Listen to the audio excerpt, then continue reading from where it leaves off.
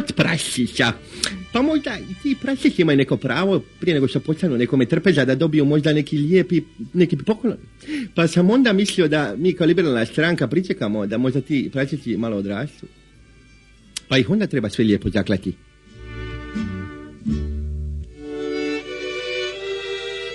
Kad se nakrkaš dobrih sobova, znaš, prirodan je, tako da, pa to je dobro meso.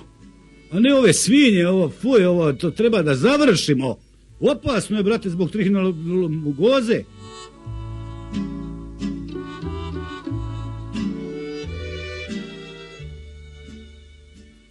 Ne mogu, bre, da shvatim kako može neko da kolje, a zatim i poslije da jede tu svinju koja je najodvratnija životinja u životinskom carstvu i flori, koja preko pora kože u usta usisava govna, bakterije i ovo o čemu se valja. Meni je to nešto odvratno, ja ne mogu to da podnesem. Odvratno, fuj, gadi mi se, bljuje mi se, sad ću da pobljujem kamermana u pičku mater.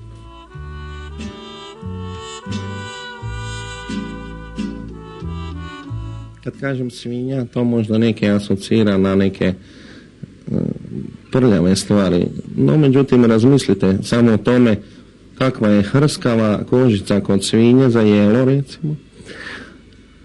Pa ćete vidjeti da je to predmet želja mnogih nas koji volimo dobru klopu.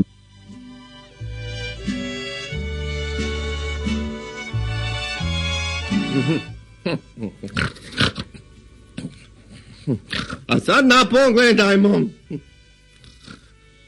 pravu poslasticu, veliku, lijepu, skuhanu svinju s krompirima na buzaru.